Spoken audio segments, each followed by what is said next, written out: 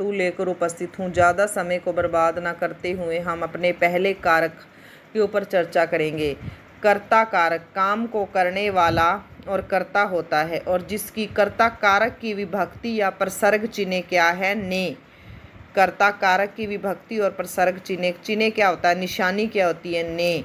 इसमें हमेशा जो सकर्मक क्रिया होती है भूतकाल में संपन्न होगी। क्रिया जो है भूत, वर्तमान और भविष्य किसी भी काल में संपन्न हो सकती है। क्रिया मीन्स काम। उदाहरण देखिए, राम ने पत्र लिखा, भूतकालीन क्रिया।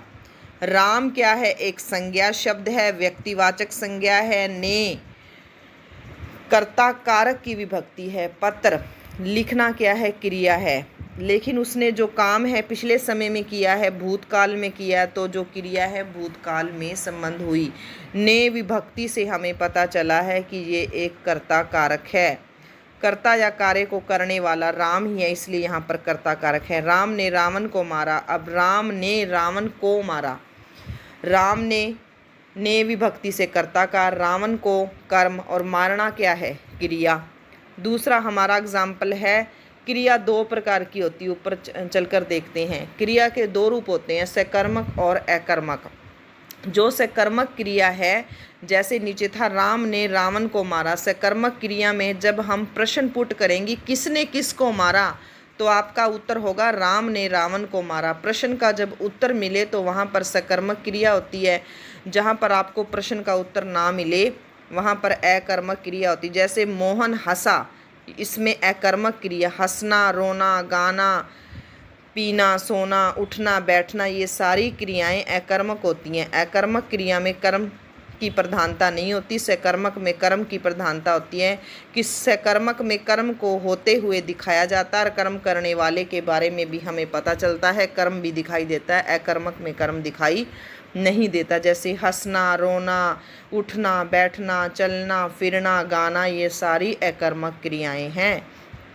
कर्म कारक, सेकंड कारक देखिए, कर्म या कार्य की प्रधानता रहती है, इसमें काम की प्रधानता होती। क्रिया इसमें भी सकर्मक होती है। कर्ता कारक में भी क्रिया सकर्मक थी और कर्म कारक में भी क्रिया सकर्मक है। कर्म की प्रधानता और क्रिया सकर्मक, और इसकी निशानी क्या है? प्रसर्ग क्या है? विभक्ति क्या है इसकी? को। क्रिया का फल जिस पर पड़े उसे कर्म कारक कहते हैं। जब क्रिया का फल, कर्म कारक में क्रिया का फल जिस पर पड़ता है उसे कर्म कारक कहते हैं। उदाहरण देखिए, इन पुस्तकों को उठा लो। इन पुस्तकों को उठा लो। अब पुस्तकों के ऊपर कर्म का असर पड़ रहा है। यदि हम पुस्तकों को नहीं उठाएंगे तो पुस्तकें वहीं पड़ी रहेंगी। तो पुस्तकों के ऊपर कर्म का असर पड़ रहा है, उठाने का, क्रिया का असर। उठाना क्या है? कर्म है, क्रिया है। नहीं उठाएंगी तो बेचारी वहीं पड़ी रहेंगी। लेकिन उठाना कर्म की प्रधानता है और क्रिया क्या है? सकर्मक है। सकर्मक क्रिया में बॉडी मूवमेंट होती है, शरीर उठाने के लिए हाथों को हिलाएंगे ना हम अपने। अब प्रश्न करो, क्या उठा लो? उत्तर है पुस्तकें। अगर आपको जब आप प्रश्न करो क्या उठा लो? पुस्तकें, आपको उत्तर मिल रहा है पुस्तकें। मैं यहाँ कहूँ उठा लो, ऐसे सिंपल ही कह दूँ उठा लो। आप आगे से प्रश्न करोगे क्या उठा लो, उत्तर नहीं मिल रहा तो क्या है? जहाँ पर उत्तर ना मिले वहाँ पर अकर्मक क्रिया, जहाँ पर उत्तर मिल जाए, उत्तर के रूप में किसी वस्तु का नाम आए, वहाँ पर सकर्मक क्रिया होती। रवि पुस्तक पढ़ता है, कई बार विभक्ति नहीं लगती, कई बार कारक और विभक्ति चिन्ह हमें दिखाई नहीं देते। किसी किसी सेंटेंस में, वाक्य में कारक विभक्ति चिन्ह गायब होते हैं। जैसे रवि पुस्तक पढ़ता है ऊपर लिखा है, नीचे मैंने कहा ऊपर वाले सेंटेंस में रवि पुस्तक पढ़ता में मैंने विभक्ति को गायब कर दिया है। पुस्तक को पढ़ता भी लिख सकती थी, नीचे मैंने लिखा है रवि पुस्तक को पढ़ता है। को से हमें पता चल रहा है कर्म कारक है, क्योंकि कर्म कारक की निशानी क्या है? को। कर्ता की थी ने। ऊपर विभक्ति गायब है, रवि पुस्तक पढ़ता है। हमें क्या पता वो कौन सी पुस्तक पढ़ता है? नीचे लिखा है पुस्तक को पढ़ता है, किसी प्रॉपर किताब को पढ़ रहा है। रवि क्या पढ़ता है? ऊपर वाले प्रश्न का उत्तर मिल रहा है पुस्तक को। जहाँ पर उत्तर मिले कौन सी चीज़ पढ़ रहा है, कौन सी वस्तु पढ़ रहा है, वो क्या काम कर रहा है, प्रॉपर उस वस्तु का नाम आए तो वहाँ पर सकर्मक क्रिया होगी। कर्म कारक है, सकर्मक क्रिया है। सॉरी। अकर्मक क्रिया जिसमें कोई भी कर्म न हो वह अकर्मक क्रिया होती है। जैसे अकर्मक क्रियाओं का एग्जाम्पल हंसना अकर्मक क्रिया है, रोना, गाना, सोना, ये क्या है अकर्मक क्रियाएं। उठना, बैठना, जागना, ये सारी अकर्मक क्रियाएं होती है। सीता हंसती है। अब आप प्रश्न करो सीता क्या हंसती है, हमें क्या पता क्या हंसती है वो। कोई किसी भी प्रश्न का आपको उत्तर नहीं मिल रहा। क्या हंसती है, हंसने का कारण पूछा गया, लेकिन हमें कारण तो नहीं पता क्यों हंसती है, ये भी नहीं पता क्यों हंसती है। हंसना एक मूवमेंट है, बॉडी की एक क्रिया है, इसलिए यह हंसना, रोना, उठना, बैठना, सोना, जागना, गाना अकर्मक क्रियाएं होती हैं। जिस वाक्य में ये सारी क्रियाएं आ जाए तो आप बताओगे अकर्मक क्रिया। सीता गाती है, क्या गाती है यहाँ, लेकिन यहाँ पर गाना तो नहीं है, गाती है, बस हमें पता है गाती है, भजन गाती है, गाना गाती है, वो क्या गा रही है हमें कुछ नहीं पता। तो यहाँ पर भी अकर्मक क्रिया है। क्या गाती है, कोई उत्तर नहीं, इसलिए क्रिया क्या है अकर्मक।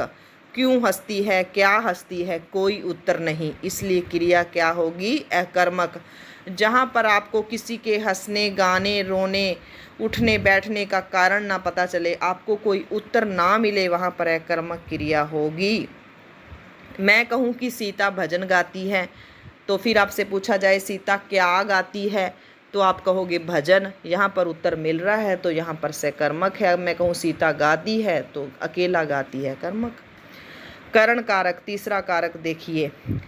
करण कारक, करण का अर्थ है साधन या सहायक। विभक्ति चिन्ह होती है से या के द्वारा।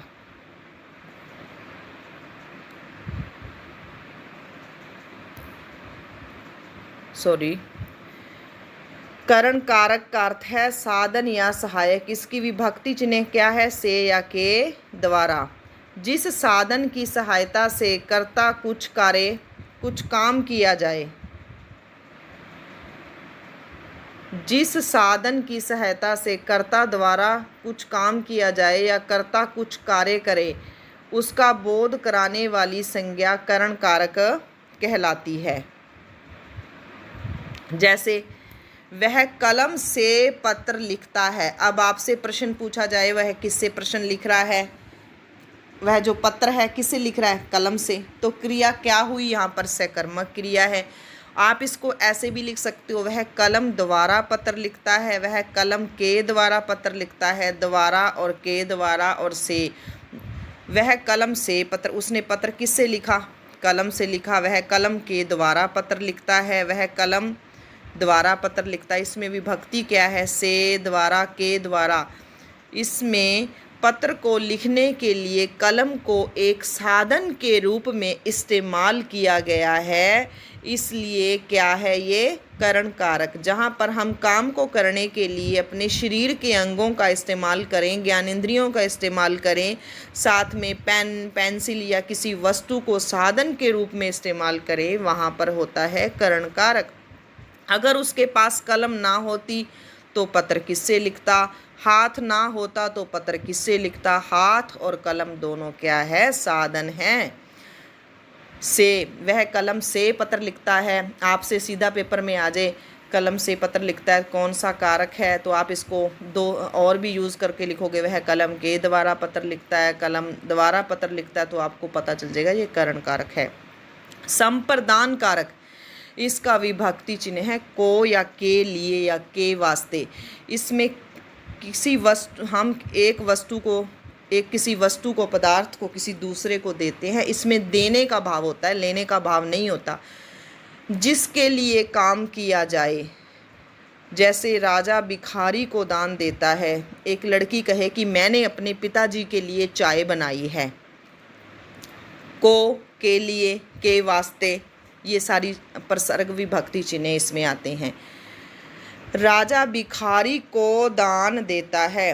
अब दान किसको दिया राजा ने, भिखारी को दिया। दान किसके लिए है, भिखारी के लिए है, लेकिन साथ में देने का भाव भी है। यहाँ भिखारी के लिए दान दिया गया है। मैंने आपके लिए भोजन छोड़ा, देने का भाव है। वह अपने भाई के लिए दवाई लाया, इसमें देने का भाव है, इसलिए यहाँ पर क्या है, संप्रदान कारक। आज के वीडियो को हम यही समाप्त करते हैं। यदि मेरा प्रयास आपको सराहनीय लगा तो कृपया मेरे चैनल को लाइक, सब्सक्राइब और शेयर अवश्य करें। धन्यवाद सहित।